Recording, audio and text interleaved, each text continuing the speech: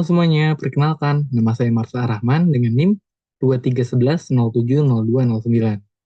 Kali ini, saya akan mempresentasikan perencanaan bisnis saya, yaitu KAP Marsa dan Rekan yang merupakan anggota dari Global Alliance Accounting.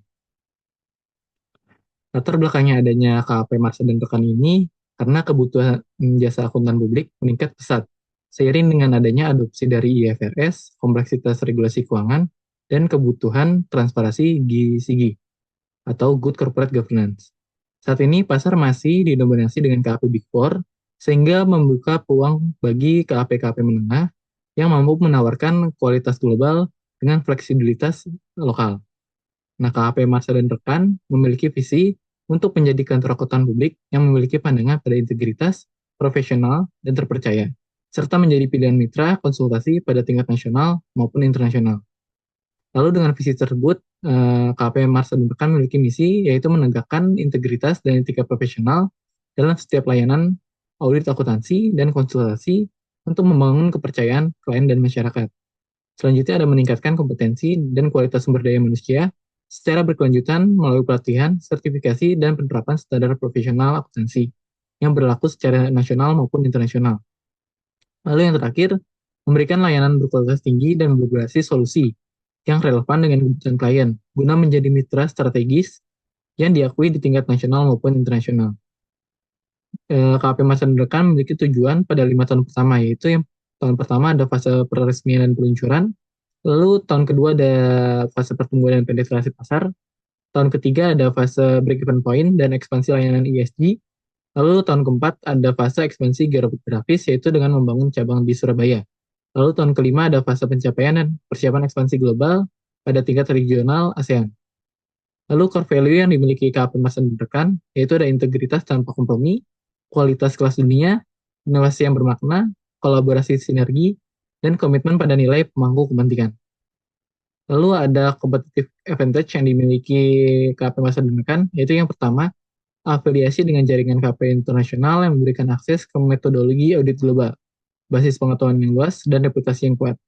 Yang kedua ada layanan yang dipersonalisasi dan lincah sesuai dengan keinginan klien atau bersifat agile. Lalu rencana pencapaian dari KP Mersa dan Rekan ini memiliki strategi concentrated growth dan berfokus pada differentiation dengan strategi pasar dan pemasaran, strategi operasi dan sumber daya, lalu pengukuran kinerja.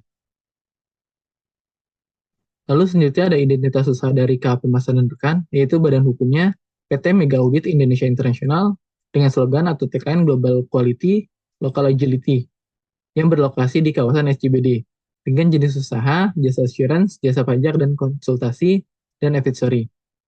Lalu di samping ada struktur organisasi dan dari KAP Masa Depan dengan tugas dan wewenang dari masing-masing divisi. Selanjutnya ada rencana keuangan, itu ada asumsi dasar yaitu pertumbuhan pendapatan tumbuh sebesar 25% per tahunnya. Lalu ada struktur biaya yaitu ada HPP sebesar kurang lebih 50-55% dari tahun pertama sampai tahun kelima. Lalu ada beban operasional yang turun dari 30% menjadi 25%.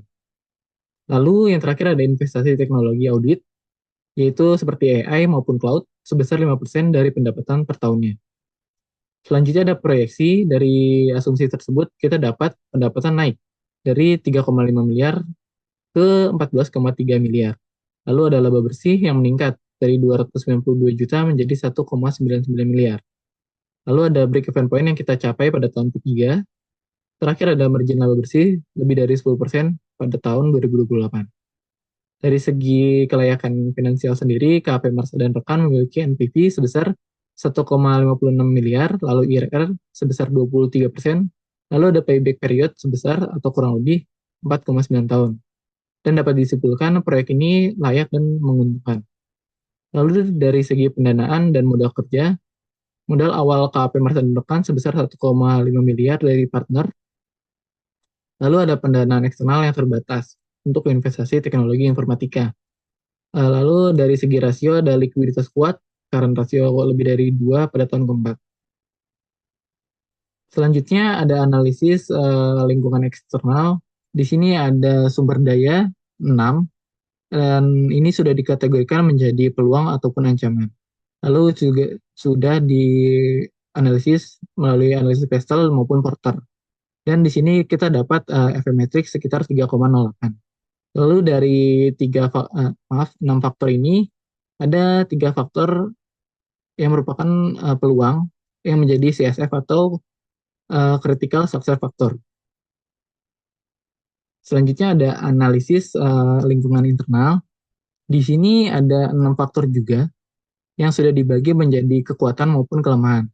Lalu juga sudah dianalisis Prio yang ternyata hanya satu dari 6 faktor, yaitu pada faktor pertama yang lolos pada analisis Prio. Di sini juga sudah dikategorikan valuation-nya, lalu kita dapat IP matrix sekitar 2,85. Lalu di sini ada CSF dari faktor internal, yaitu pada apresiasi global, lalu ada STM bersertifikat CPA atau CA, lalu ada keterbatasan infrastruktur pada teknologi audit modern. Selanjutnya ada competitive profile matrix. Dari ini kita memiliki, KP Marsa dan rekan memiliki pesaing seperti PYC maupun KP BAMS. Nah, pada hasilnya sendiri, PYC menjadi market leader dengan keunggulan teknologi audit dan reputasi global. Lalu di posisi kedua ada KP Marsa dan rekan.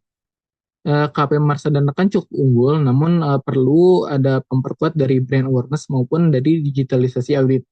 Lalu di posisi terakhir ada KP BAMS.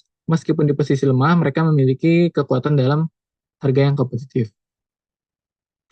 Dan kita benchmarking juga, KP Marsa dan rekan ini berada pada posisi strategi challenger, yakni lebih unggul dari pesaing lokal, namun masih perlu improve di bagian teknologi dan brand awareness untuk menyaingi KP global. Selanjutnya ada IE matrix yang dihasilkan dari IV matrix dan FV matrix tadi. Jadi kita lihat di FV matrix, poin dari KP Marsa dan rekan ini ada di 3,8, berada di posisi high. Lalu di IV matrixnya ada di 2,85, yaitu di posisi average. Jadi ini membuat posisi dari KP Marsa dan rekan ini ada di bagian kuadran 2 ataupun itu grow and build. Jadi di IE matrix sendiri ini terdapat strategi yang dapat diimplementasikan oleh KP Marsa dan rekan, seperti market penetration yang harus meningkatkan jumlah klien ataupun market development yang harus ekspansi geografis ke Surabaya maupun ke tingkat regional Asia Tenggara. Lalu ada development di bagian produk dan service seperti pengembangan layanan ESG atau digitalisasi audit. Selanjutnya ada QSPM atau Quantitative Strategy Planning Matrix. Jadi QSPM ini sudah dihasilkan dari Task Metric dan Attractive Score. Jadi terdapat strategi SO1, SO3, WO1, dan ST1. Nah, SO1 ini terkait memanfaatkan aplikasi global untuk menarik klien FDI atau klien yang memiliki investasi asing. Lalu ada SO3 merekom agile service. Lalu ada WO1 yaitu melakukan investasi pada teknologi audit berbasis AI maupun data analitik. Lalu ada strategi ST1 yaitu memanfaatkan reputasi global untuk bersaing dengan Big Four. Nah, kita analisis QSPM, ternyata pada posisi 1 itu ada ST1 yaitu memanfaatkan reputasi global untuk bersaing dengan Big Four dengan nilai 3,37. Lalu di posisi kedua ada SO1 yaitu memanfaatkan aplikasi global untuk menarik klien multinasional ataupun FDI corporate dengan nilai 3,35. Lalu di posisi ketiga ada WO1 yaitu berinvestasi pada teknologi audit. Nah, ini kita jalankan strateginya sesuai prioritas tadi ya teman-teman. Jadi sesuai urutan dari QSPM sendiri. Nah, lalu ada penentuan strategi. Jadi dari bisnis level strategi, KAP Marsa dan rekan ini berfokus pada diferensiasi, yaitu seperti tadi layanan ESG maupun digitalisasi audit.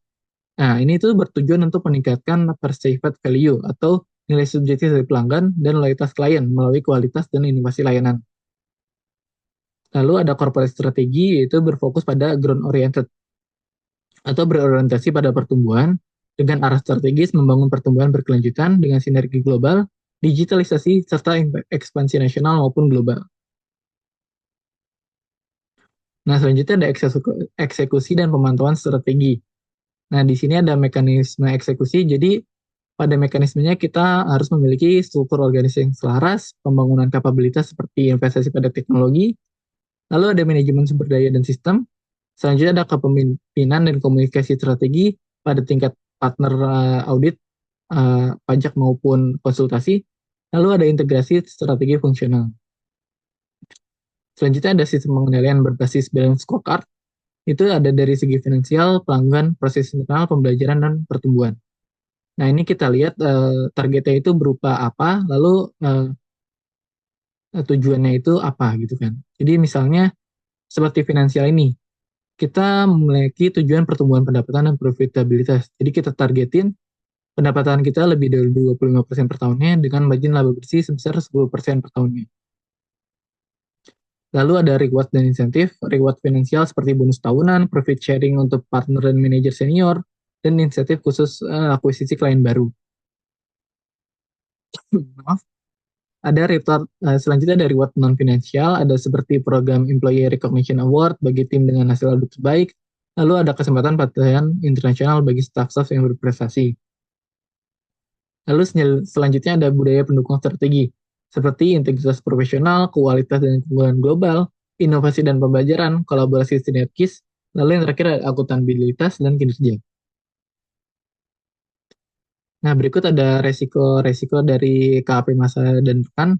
Seperti ada resiko strategis, ini lebih ke persaingan ketat antara core ya, teman-teman. Lalu ada resiko operasional, ini ketergantungan pada partner senior, turnover tinggi. Lalu ada keterbatasan infrastruktur pada TI. Selanjutnya ada risiko keuangan, yaitu piutang klien yang panjang, ataupun kebutuhan modal investasi dan fluktuasi biaya operasional. Lalu ada risiko reputasi dan kepatuhan jika ada kesalahan pada laporan audit yang diberikan oleh KAP, masa dan rekan. Nah, dari risiko-risiko ini memiliki dampak dan mitigasi sebagai berikut ya, teman-teman. Selanjutnya ada roadmap pertumbuhan dari KAP masa dan rekan. Jadi pada tahun pertama ada fondasi awal, kita membangun struktur organisasi, lalu pada tahun kedua di 2026 kita ada penguatan internal, seperti meningkatkan kualitas dari SDM-SDM maupun inovasi pada teknologi-teknologi yang harus ditunjang untuk melakukan digitalisasi audit.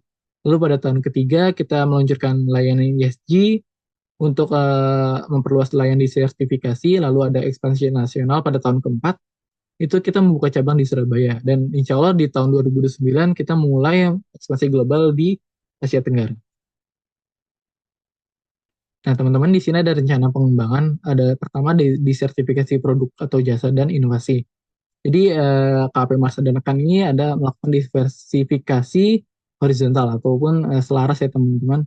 Jadi seperti ada ESG ataupun Sustainability Assurance, ada Digital Audit, dan yang terakhir ada Tax Risk Advisory ataupun bisa juga ke Transfer Pricing Consulting. Lalu ada juga di sertifikasi vertikal ya teman-teman. Di sini ada Backward Integration dan Forward Integration. Lalu ada inovasi layanan seperti mengadopsi teknologi driven innovation seperti audit berbasis cloud maupun visual analytics. Nah, di kanannya ada rencana ekspansi. Jadi pada tahun 2025 sampai 2028 ini, KAP Marsa dan Rekan berfokus pada pasar domestik. Jadi di 2028-nya kita coba untuk membangun cabang di Surabaya untuk kita mulai memasarkan di Pulau Jawa ya teman-teman. Seperti adapun kita pengembangan layanan audit seperti ESG Assurance tadi yang kita sebutkan.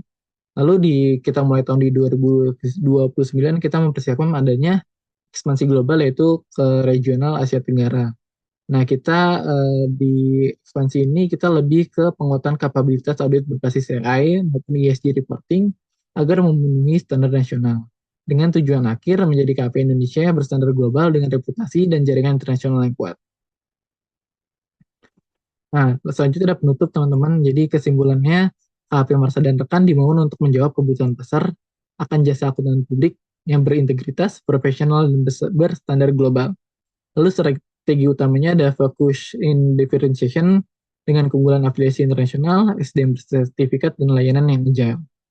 Lalu untuk proyeksi keuangan menunjukkan kelayakan dan profitabilitas yang tinggi, seperti IRR tadi pada tingkat 23%, yang menandakan rencana bisnis realistis dan berkelanjutan. Nah, lalu yang kedua ada implikasi terhadap keberlanjutan bisnis. Jadi penerapan tata kelola yang kuat dan budaya organisasi berbasis integritas memastikan nilai jangka panjang bagi klien, karyawan, maupun mitra global. Lalu ada investasi pada teknologi audit dan layanan ESG yang memperkuat daya saing dan relevansi jangka panjang. Yang terakhir ada KAP Marsa dan Rekan berkomitmen menjadi mitra strategis yang mendorong transparansi dan keberlanjutan bisnis nasional. Lalu yang terakhir ada komitmen pada manajemen dan arah jangka panjang. KAP Barca dan rekan ini berfokus pada pertumbuhan berkelanjutan, inovasi digital, dan ekspansi regional, lalu membangun reputasi sebagai KAP di Indonesia yang berkelas dunia, dengan standar etika, kualitas, dan profesionalisme yang tinggi. Nah, teman-teman, di sini ada kontak informasi mengenai KAP Marsa dan rekan, mungkin bisa dihubungi. Selanjutnya, saya ingin mengucapkan terima kasih kepada teman-teman yang sudah memperhatikan presentasi saya terkait perencanaan bisnis saya, yaitu KP Marsa dan Rekan, yang merupakan anggota dari Global Alliance Accounting. Terima kasih.